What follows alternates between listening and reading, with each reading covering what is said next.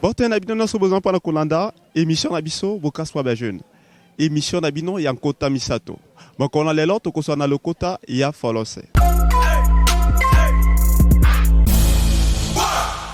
Le secteur des micro, petites et moyennes entreprises peut contribuer au développement économique de notre pays. Avec très peu de moyens ou peu d'accompagnement, les PME jouent un rôle très important dans l'innovation et la création d'emplois au milieu des jeunes. Avec Dester Omono, nous allons échanger sur les PME à l'heure de la crise économique. Bonjour. Bonjour Monsieur Prince. Pouvez-vous connaître? Je suis Monsieur Dexter Trésor Omono. Je suis entrepreneur spécialisé dans l'accompagnement des PME. Aujourd'hui, cela fait combien d'années donc vous êtes dans le monde entrepreneurial? Depuis quand j'étais en classe de 3e, j'étais au Cameroun. J'étais étonné de remarquer que les jeunes Camerounais, chaque vacances, ils sortaient pour aller faire une activité commerciale ou lucrative. En fait, c'est parti de là que j'ai eu cette fibre entrepreneuriale. Et une fois que je suis rentré au pays, je me suis engagé. J'ai créé ma première entreprise en 2009, avant que j'aie mon bac.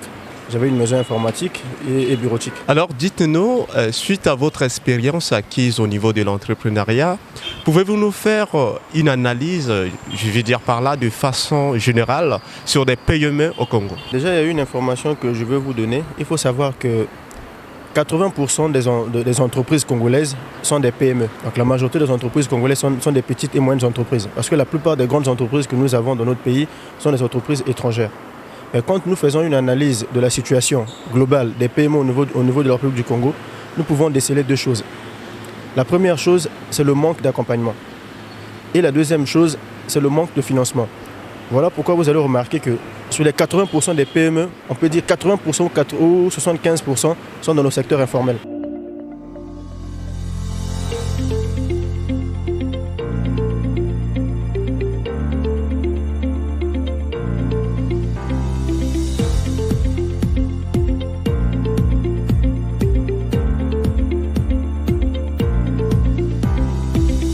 Tout à l'heure, vous venez d'évoquer que 80% des PME sont dans l'informel.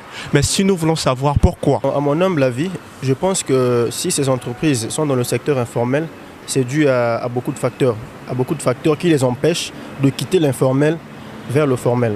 Déjà, le premier facteur, c'est les mesures d'accompagnement. Je vais vous prendre un exemple tout simple. Une femme qui a une petite entreprise qui évolue dans l'informel et une autre femme qui a une entreprise qui évolue dans le formel. Mais celle qui est dans le formel a plus de difficultés que celle qui est dans l'informel. Comment voulez-vous que celle qui est dans l'informel quitte sa zone de confort pour se formaliser? Mais c'est tout simplement parce que les entreprises qui sont dans le formel rencontrent beaucoup de problèmes. Notamment au niveau de l'État, il n'y a pas de mesures d'accompagnement pour favoriser les PME. Quand vous voyez sur le plan fiscal, les PME sont vraiment beaucoup dérangées. Quand vous voyez l'administration congolaise, il n'y a pas de mécanisme qui favorise ces entreprises de quitter le secteur informel plutôt vers le secteur formel. Parce qu'ils voient les difficultés que celles, dont je parle des femmes qui entreprennent, qui sont dans le secteur formel, ont du mal à décoller, ont du mal à évoluer. Mais pourquoi quitter le secteur informel là où on est tranquille, d'aller chercher des problèmes dans le secteur formel? Donc du coup, ces femmes préfèrent rester dans le secteur informel parce qu'il n'y a pas de mesures d'accompagnement. Il n'y a pas des facteurs qui les incitent à changer de statut. Les PME qui sont dans l'informel bénéficient de l'accompagnement bancaire, je vais dire par là, du crédit. Au niveau de notre pays, les banques n'accompagnent pas vraiment les PME. C'est très difficile pour une PME, qu'elle soit dans le secteur informel ou formel, d'avoir du crédit. Maintenant, pour ce qui concerne des PME qui sont dans le secteur informel, c'est très difficile. Parce que déjà le fait d'être dans le secteur informel, vous n'êtes pas reconnu par l'État. Donc déjà ça, c'est un obstacle pour une banque de vous accorder un crédit. Donc je pense que les banques accompagnent plus les entreprises qui sont d'abord dans le secteur formel et qui apportent plus de garanties. Et moi, je pense que ça, c'est un véritable problème parce que nous avons beaucoup de PME, nous avons beaucoup de porteurs de projets qui ont des projets très innovants, qui peuvent aider le pays, qui peuvent aider la communauté, mais qui sont bloqués par manque de financement. Voilà pourquoi aujourd'hui, nous parlons des solutions alternatives, des financements alternatifs qui peuvent permettre à ces PME de trouver du financement hors le circuit bancaire. À l'heure de la crise économique dont nous sommes aujourd'hui, est-ce que les PME contribuent au développement de notre économie? En cette période de crise, les PME devaient jouer un rôle très important. Parce que comme je vous l'ai dit au départ, La majorité des entreprises congolaises sont des PME. Mais ce sont les entreprises congolaises d'abord qui contribuent au développement économique de notre pays. C'est d'abord les entreprises congolaises, notamment les PME, qui portent l'économie nationale. Parce que les entreprises, les grandes entreprises étrangères, mais contribuent aussi au développement économique de leur pays. Bien qu'ils ont des taxes à payer ou des charges à payer au niveau du Congo, mais c'est d'abord nos entreprises. Il est temps pour l'État congolais de se rendre compte de l'importance des PME et de mettre en place des politiques, des stratégies, des mesures d'accompagnement pour rendre nos PME plus compétitives, afin que ces PME puissent contribuer d'une manière efficace au développement économique de notre pays. Pour le moment, nous n'avons pas des PME vraiment émergents. La majorité des PME congolaises ont du mal à décoller, ont du mal à se développer. Mais maintenant que le pays est en crise, nous voulons que ces PME puissent contribuer au développement économique du pays. Mais alors que quand le pays avait une bonne santé économique, nous n'avons pas pensé à accompagner ces PME, nous n'avons pas pensé à développer le secteur entrepreneur de notre pays. Mais on se rend compte maintenant que les PME congolais sont très importantes alors que le pays est déjà dans la crise. Mais je pense qu'il n'est pas encore trop tard. Les contenus produits par des jeunes, je vais dire leur PME, est si costaud pour conquérir le marché mondial. Nous avons au Congo des jeunes très talentueux. D'ailleurs, dans ce pays, nous avons eu un jeune qui a eu à créer un smartphone, qui était le premier smartphone africain. Ça a fait le tour du monde. Bon, malheureusement, aujourd'hui, nous n'avons plus d'informations. Mais on se pose la question, qu'est-ce qui s'est réellement passé? Mais je ne pense pas que cela ne soit seulement dû du côté de l'entrepreneur, mais je pense qu'il y a manqué aussi des mécanismes d'accompagnement pour que ce produit puisse exister sur le temps. Donc, aujourd'hui, nous avons des jeunes qui ont des très bons projets, notamment des PME, qui ont gagné des prix. Aujourd'hui, nous avons des Congolais qui ont gagné des prix en Europe. Nous avons des jeunes qui ont gagné des prix au niveau du Nigeria, au niveau de l'Afrique. Le problème qui se pose, comme je l'ai dit tantôt, c'est le problème de l'accompagnement et du financement. Vous pouvez avoir la meilleure idée du monde. Vous pouvez avoir le meilleur projet du monde. Mais si les moyens ne suivent pas, ce projet ou cette idée va mourir dans le temps. Voilà pourquoi j'insiste, il faut mettre en place les mécanismes pour accompagner ces PME. Parce qu'aujourd'hui, il y a des jeunes qui n'ont juste une très bonne idée. Mais ce jeune ne sait pas comment passer de l'idée à l'entreprise. Il faut l'accompagner. Parce que de l'idée à l'entreprise, il y a tout un processus. Tu peux avoir une meilleure idée, mais oui, mais l'idée ne suffit pas. Ce n'est pas l'idée que tu vas vendre aux consommateurs. Il faut transformer ton idée en entreprise, si c'est soit un produit ou un service. Voilà pourquoi aujourd'hui, je pense qu'il y a un peu d'espoir avec la venue de la plateforme Oukalé au niveau du Congo. Dites-nous un peu, la venue de Oukalé, c'est suite à un projet que vous avez pu monter et puis vous avez cherché le financement, vous n'avez pas trouvé et vous avez eu l'idée maintenant de créer un fonds comme ça pour que tu puisses aider les jeunes qui sont dans le besoin. Oukalé a vu le jour d'abord en Côte d'Ivoire avant de venir au Congo. C'est un groupe d'amis. On a commencé à observer l'environnement entrepreneurial. On s'est rendu compte qu'il y avait beaucoup de projets. Il y avait beaucoup d'amis qui n'arrivaient pas à lancer leur entreprise. Mais parfois, c'était des bons projets. Mais on s'est posé la question, mais pourquoi ces jeunes, mais pourquoi ces femmes, pourquoi ces entrepreneurs n'arrivent pas à créer leur entreprise alors qu'ils ont des super projets? Après un long moment d'analyse, de recherche et d'observation, on s'est rendu compte que le véritable problème, au niveau d'abord de la Côte d'Ivoire, c'était le manque de financement. On s'est posé la question, mais alors, allons-nous croiser les bras? Allons-nous laisser ces bons projets mourir dans les tiroirs? Mais si aujourd'hui les banques ne décident pas de nous accompagner, qu'allons-nous faire?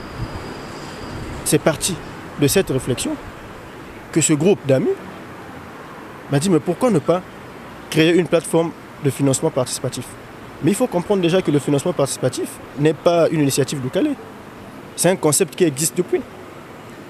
Le président Barack Obama, que nous aimons tant, mais sa campagne a été financée par le financement participatif. Ce sont des communautés qui se sont organisées, qui ont commencé à faire des levées de fonds, qui ont donné au président Obama pour sa campagne. Mais il y a beaucoup d'entreprises en France, en Europe, qui ont vu le jour grâce au financement participatif. C'est d'où nous est venue l'idée de créer la plateforme Oukalé. Et la plateforme Oukalé veut dire entraide. En baoulé, c'est une langue ivoirienne. Parce que ce qui manque au Congo, contrairement à la Côte d'Ivoire, nous n'avons pas le sens de la solidarité.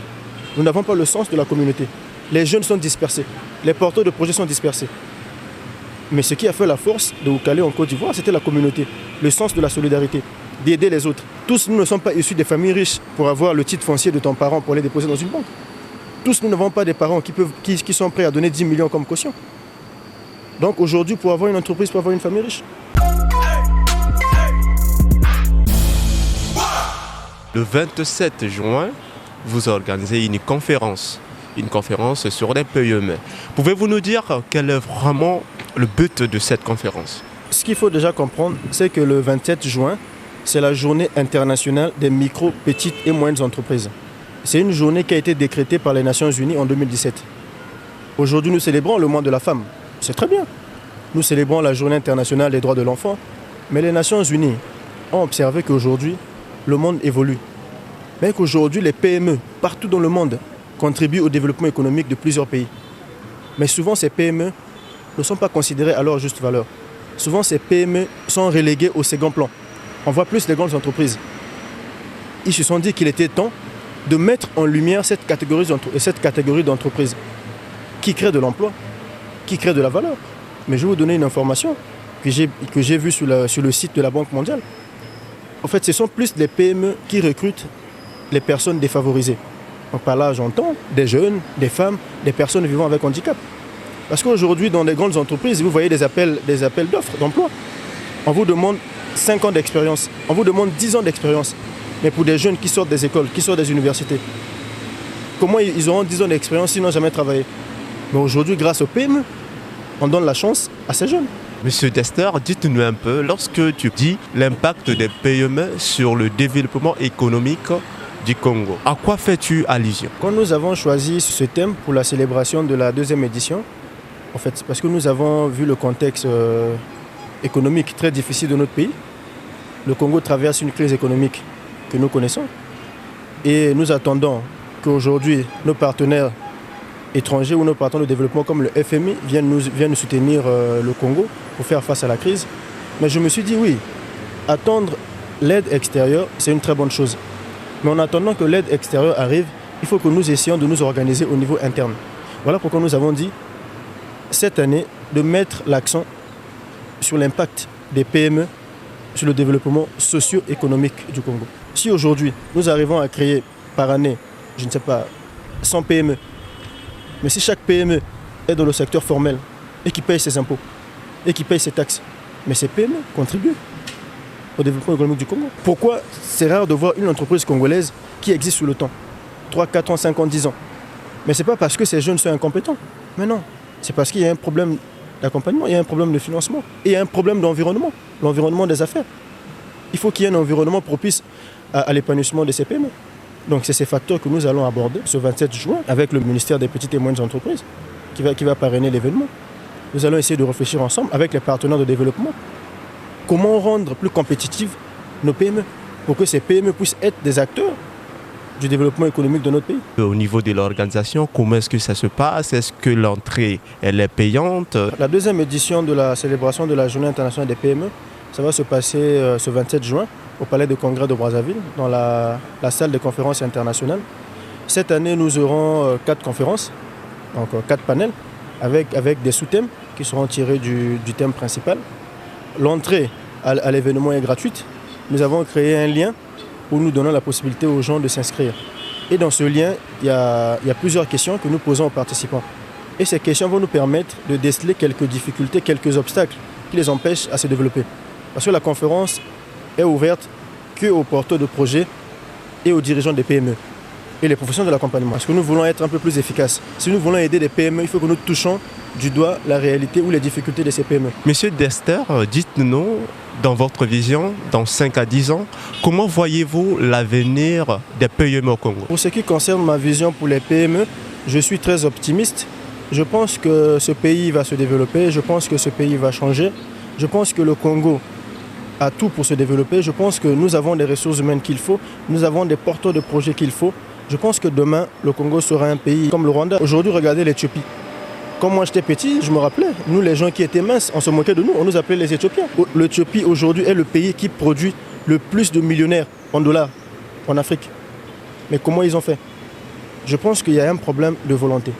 Sur tous les niveaux, depuis l'État et la population, donc les entrepreneurs.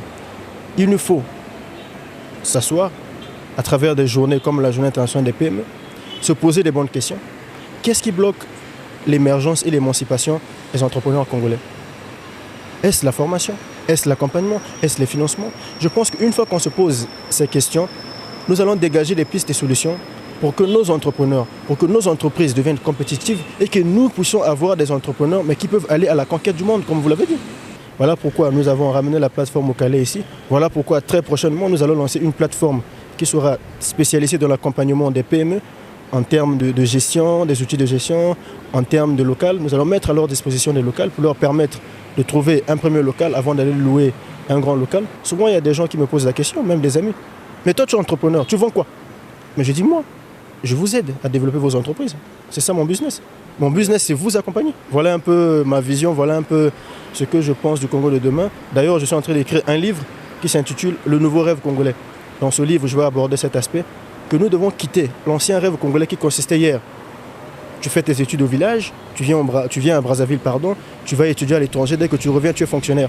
Ce rêve ne marche plus. Le nouveau rêve congolais, c'est d'étudier. Si tu ne trouves pas de boulot, tu crées ton boulot et tu emploies tes amis. Nous devons être des acteurs majeurs de notre propre épanouissement. Nous devons aider, nous devons donner les moyens à l'État de nous aider.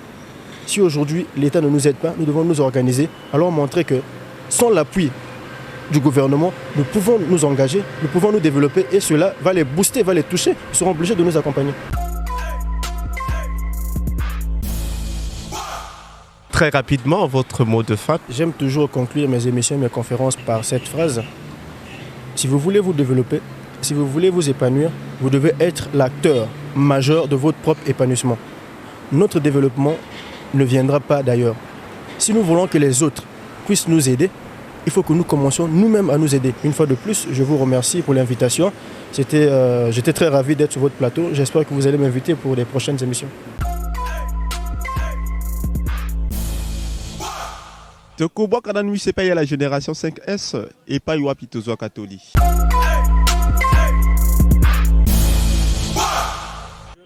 La drogue, la motivation est belle.